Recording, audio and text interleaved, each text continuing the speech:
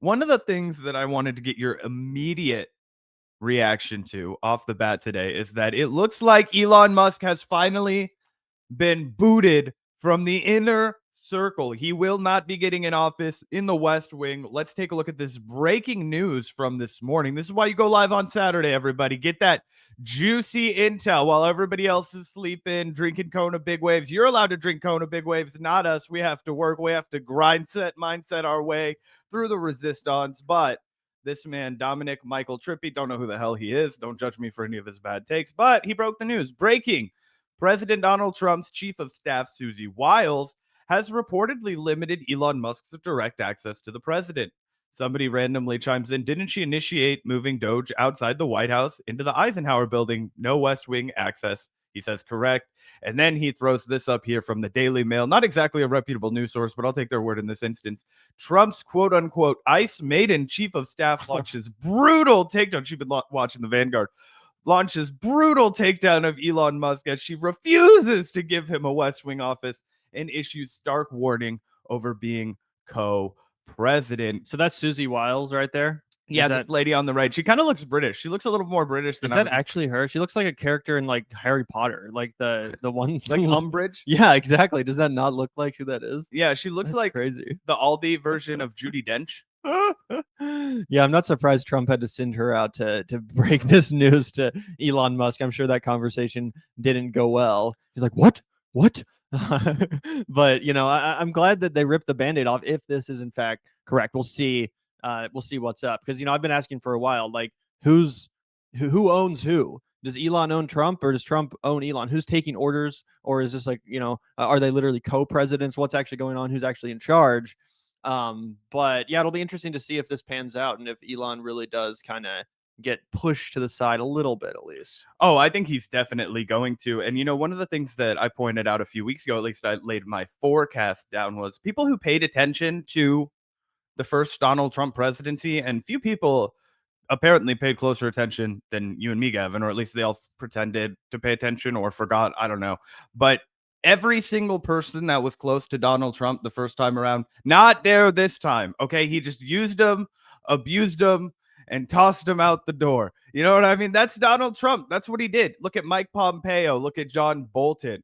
Look at any of his original inner circle. Look at his original vice president. Typically, when you run for a second term, your vice president runs with you. They did not run together. You know what I mean? Yeah, even like Hope Hicks and Kayleigh McEnany, all these people have seemingly been replaced. It's pretty wild how much different the inner circle is this time around. And this time around, it's seemingly filled with a lot more like powerful people too, like Elon Musk and like Mark Zuckerberg and folks like that. Oh, yeah, and he's still cozied up to the neocon establishment. Pete Hegseth just got confirmed today.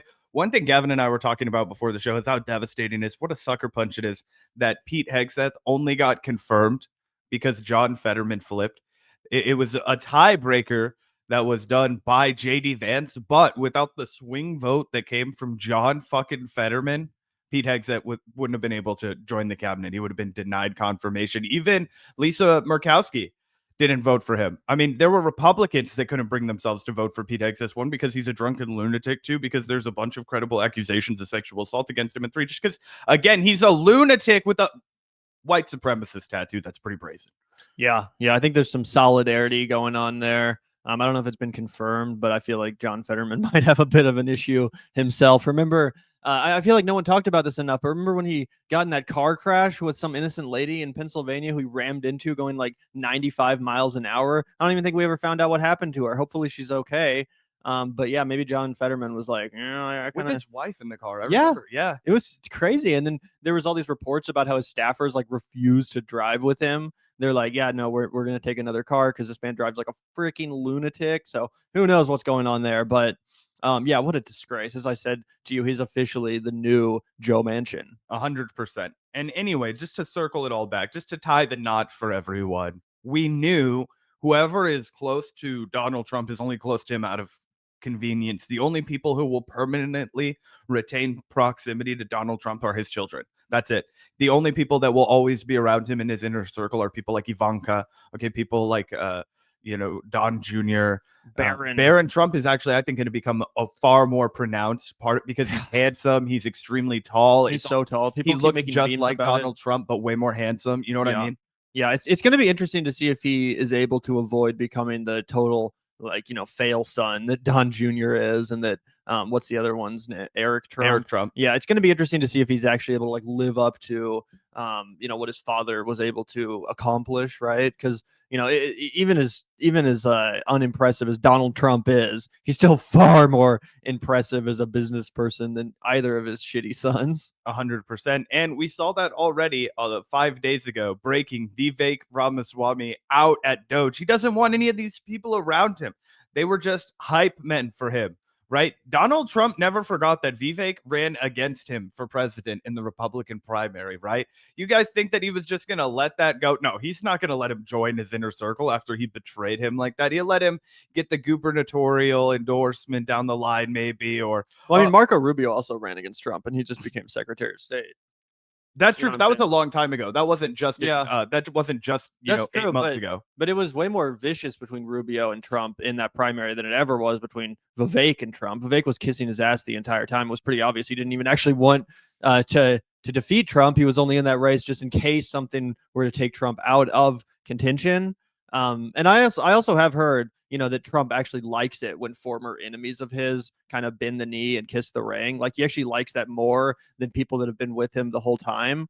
He kind of views it as like I bent them to my will, I agree with that, but I think you also have to do some time out in exile, right? Like with Ted Cruz, like with all these other guys that he's like warmed to over time. They had to do some, like, I guess Ted Cruz is a bad example because he was a senator basically the entire time out in Texas. But when it comes to Rubio, there was a real time where like Marco Rubio was not in the conversation. Marco Rubio was not getting any kind of attention at all. And then only out of convenience later on when it became appropriate for Donald Trump to use him as a chip again. So I just mean, I don't think Vivek is ever going to be the kind of guy that Donald Trump shows real loyalty to, is all I was, Yeah. I mean, partially because Vivek has not really proved to be all that much of an asset to Trump. He totally embarrassed himself with that tweet about the immigration situation, shitting all over American culture, talking about TV shows for no reason. I mean, that was a bad look. It really, really was a bad look, and it really, brought the claws out of the MAGA base. If you remember, that backlash was intense and in some cases downright racist towards Vivek. People being like, deport this guy. Was fucking nuts.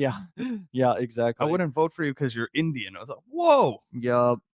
Crazy. Anyway, so I was totally forecasting a total implosion of DOGE, of any of the initial, and I still do, any of the people that you're now seeing Donald Trump surround himself with.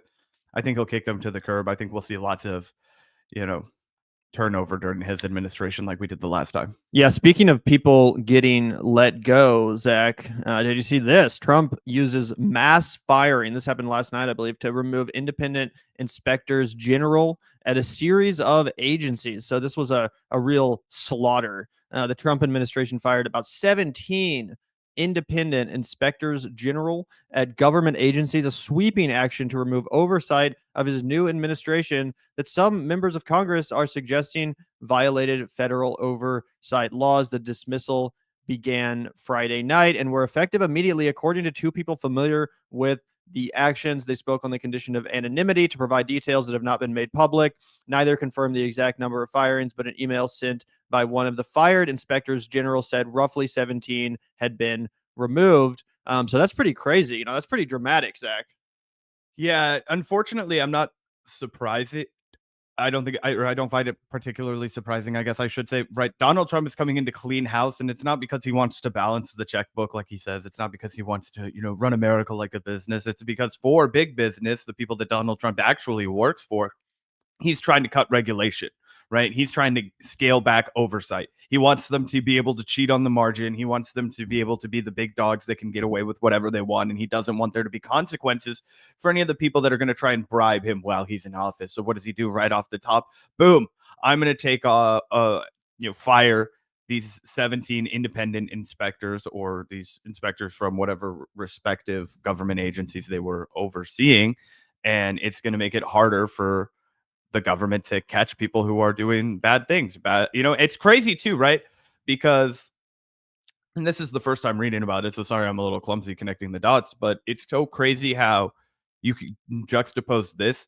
What they're doing is basically making it easier for criminals to get away with criminal activity. We don't think about corporations in America enough as criminals, but what do you guys think these people are inspecting?